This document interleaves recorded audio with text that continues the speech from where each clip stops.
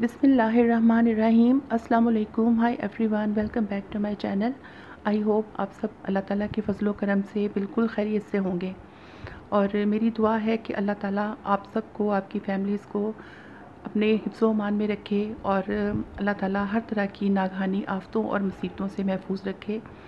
और ये जो एक वबा फैली हुई है कोरोना वायरस की सूरत में, अल्लाह ताला हम सबको, सारी दुनिया को इस वबा से महफूज रखे और हम जल्द से जल्द इससे निजात हासिल कर लें। और अल्लाह ताला ये जो रमज़ान अभी आया है, अल्लाह ताला इसको हम सब के लिए एक बरकतों का वसीला बनाए और अल्लाह ताला इस बाबरकत महीने में इस वबा से हमें निजात दे दे। आमीन सुम आमीन। मेरी तरफ़ से आप सबको बहुत रमज़ान मुबारक हो और अल्लाह ताला हम सबको रोज़े रखने की तौफ़ीक अता फ़रमाए। आमीन सुम आमीन। ये आप देख रहे हैं कि ये ग्रॉसरी करके लाए हैं मेरा बेटा और मेरा मामू का बेटा दोनों। तो ये वॉश कर रहे हैं सारा कुछ। तो जैसे आजकल सब लोग ये काम कर रहे हैं, सारा कुछ ही वॉश करना पड़ता है। मतलब खाने पीने की चीज़ें तो पहले भी सभी करते थे वॉश, लेकिन अब सारा जो है ये जो इस टाइप के पैकेट्स हैं, ब्रेड वगैरह सब कुछ हम तो वॉश करते हैं। मतलब सारा कुछ अच्छी तरह से वॉश करके तो रखा जाता है। तो ये मतलब अब आजकल तो ये ज़रूरत बन गई है और एक मसला है ये बहुत बड़ा। तो डर लगता है बहुत ज़्यादा कि मतलब अल्लाह ताला माफ़ करे, कुछ किसी भी तरह किसी किस्म का कोई मसला ना बने। तो इस वजह से अच्छी तरह से वॉश किया जाता है सारा कुछ। और ये मतलब बड़ी लड़कों की हिम्मत है क्योंकि पहले तो ये इस टाइप के काम नहीं करते, लेकिन अब तो बड़ी ज़िम्मेदारी से और बहुत केयरफुल होकर ये कर बल्कि अब तो 1 महीना हो गया तो ये आहिस्ता-आहिस्ता कि थोड़ा-सा केयरलेस होने लगे हैं। क्योंकि पहले जब ये लेके आते थे तो ज़ाहिर ग्लव्स वगैरह पहन के जाते थे। तो जब आते थे वो ग्लव्स उतारते थे, हैंड वॉश करते थे डेटॉल सोप से, उसके बाद फिर दोबारा से ग्लव्स पहन के तो ये चीज़ें वॉश करते थे। फिर वॉश करने के बाद फिर वो ग्लव्स फेंके जाते थे, फिर हाथ वॉश किया करते थे और उसके बाद फिर मतलब हैंड सैनिटाइज़र और ये सब कुछ लगाते थे। तो अब मैं कह रही थी कि नहीं, तुम लोग इतने अभी ढीले मत बनो, अभी भी बहुत ख़तरा है। तो बहरहाल ये सब कुछ ये लोग वॉश करके यहाँ पे रखते हैं और फिर थोड़ी देर के बाद ये जो मतलब दूध और दही और इस टाइप की जो चीज़ें होती हैं वो हम लोग फिर साए में जाके अंदर रखते हैं थोड़ी देर, उसके बाद में फिर फ्रिज में रखते हैं। लेकिन बाकी चीज़ें तो काफ़ी टाइम तक हम लोग बाहर रखते हैं। और ये देखिए आइसक्रीम इन्होंने यहाँ पे रखी हुई है। तो ये मैंने सोचा था मैं साथ-साथ जो अपनी पुरानी मेरी थोड़ी-सी वीडियोज़ हैं ना, मतलब मैं फ़रवरी में जनवरी में आई थी तो मैंने फ़रवरी वगैरह में मैंने जो बनाई थी, तो वो मैंने सोचा मैं साथ-साथ वो शेयर करूँगी क्योंकि मुझे टाइम ही नहीं मिला बिल्कुल। तो मैंने सोचा कि चलो मैं आपके साथ में शेयर करूँगी कि हम लोगों ने यहाँ पे जो सर्दियों की सौगातें हैं वो क्या खाया, क्या किया। तो ये साग मेरी भाभी लेके आई थी, मेरी छोटी भाभी है, वो भी उन दिनों पाकिस्तान आई हुई थी तो फिर अपने मायके से ये लेके आई थी, उनके घर का ये साग है। और साग पालक वगैरह सब चीज़ें।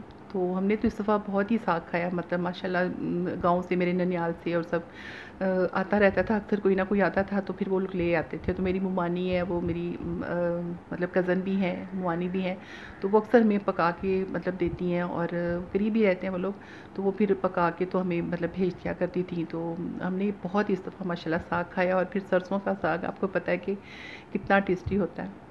तो ये मुझे एक ये बात याद आ रही है इससे साग बनाना तो मुझे आता है वैसे, लेकिन मैं बहुत कम बनाया मैंने।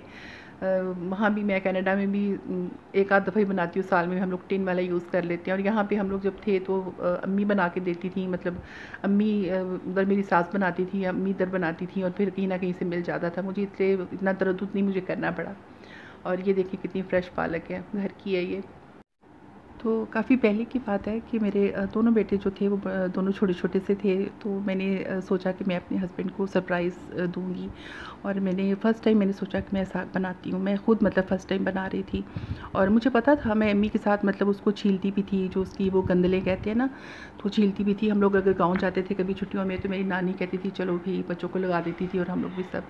तो ये नहीं कि मुझे पता नहीं था, लेकिन क्योंकि कभी खुद इस तरह स्पेशल वो नहीं किया था, बस ऐसे ही दिमाग में आया कि चलो जी साग बनाना है तो साग बना के मैं सरप्राइज़ करती हूँ। जो मैंने साग मंगवाया, पालक वगैरह सब कुछ मंगवा के मैंने उसको मतलब ऐसे किया। ये जो गंदले आप देख रहे हैं ना, मतलब नरम नरम सी, मैंने ये किया कि ये वाला जो पार्ट है ना, जो असली पार्ट होता है, मैंने इसको फेंक दिया और जो बड़े बड़े पत्ते थे ना, मैंने उनको चुन के तो उनको काट के पालक डाल के पका लिया। और मेरे को पता नहीं पक गया। मैंने कहा अल्लाह जाने ये इतना ग्रीन क्यों है, तो पता नहीं, क्योंकि जब ये गंदल वाला साग जो बनता है ना, ये फिर भी थोड़ा सा पीला पीला सा होता है। तो मतलब उसका टेस्ट अच्छा ठीक था, ज़ाहिर है बिल्कुल उस तरह तो नहीं था जैसे असली साग होता है, लेकिन फिर भी काफ़ी बेहतर था। हमने मक्खन वक्खन के साथ खाया। मैंने हस्बैंड से कहा, मैंने कहा पता नहीं ये क्यों, मतलब इस तरह क्यों है इतना ग्रीन। कहते हैं हाँ वो थोड़ा ग्रीन ज़्यादा ही है, लेकिन खैर मतलब टेस्ट उसका इतना ख़राब भी नहीं था। ज़ाहिर है सरसों का साग था।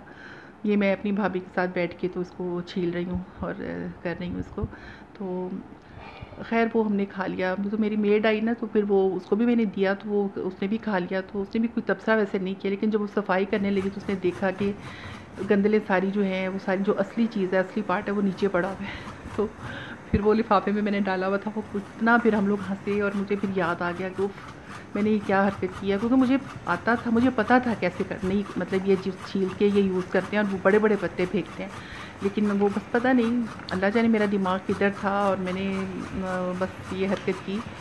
तो ऐसा हो जाता है बस, कभी कभी इंसान से भूल जाता है इंसान। तो बहरहाल ये मुझे भी देख के तो ये किस्सा याद आया था।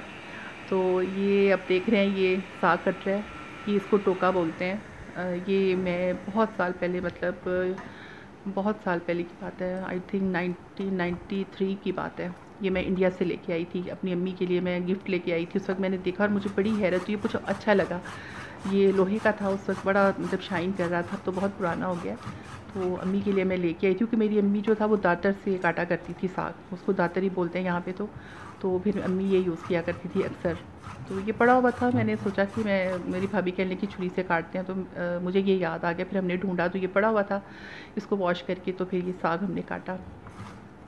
तो बहुत ही इसको हमने साग खाया है और अभी भी पड़ा हुआ है फ्रिज में, फ्रीज़र में। मेरी भाभी, मेरी जो ममानी है, वो मतलब उन्होंने ये वो बॉयल करके रख देती हैं और उसके बाद फिर वो मतलब जब पकाना होता है तो फिर उसको मतलब निकाल के तो वो फिर हमें भी मतलब भेज देती हैं।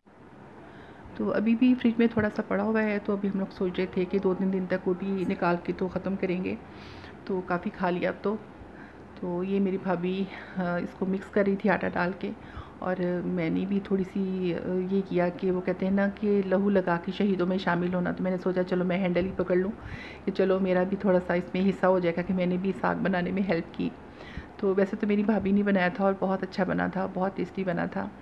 तो अब मैं सोच रही हूँ कि मैं भी वापस जाके तो मैं भी इंशाल्लाह जो है ना ये फ्रेश साग ला के तो इंशाल्लाह बनाया करूँगी।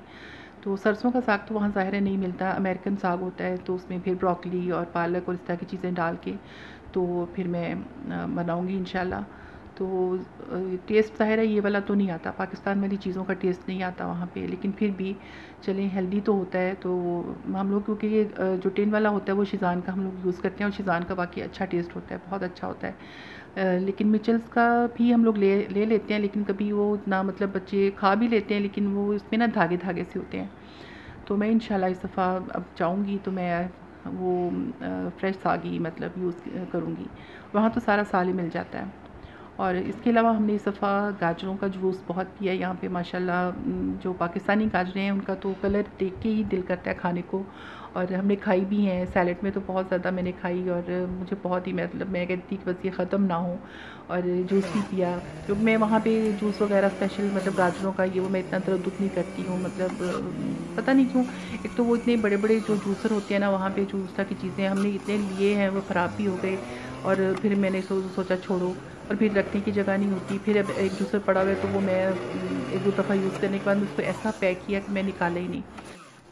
और मुझे लगता है कि जैसे वहाँ की चीज़ें इतनी पायदार भी नहीं होती।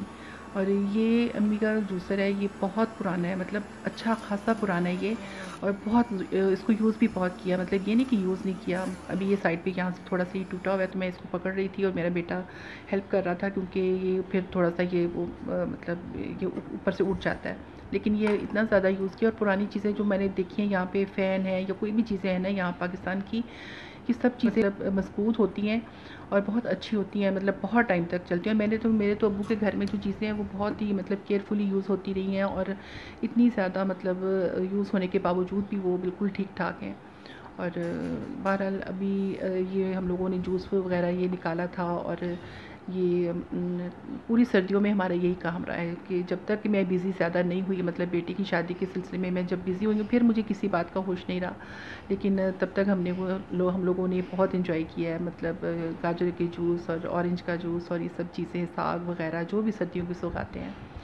तो बहरहाल ये मेरी वीडियो अब ख़त्म होने वाली है। आप मेरी वीडियो ज़रूर देखें और लाइक शेयर भी करें, सब्सक्राइब भी कर लें। खुश रहें, दुआओं में याद रखें। अल्लाह हाफ़िज़।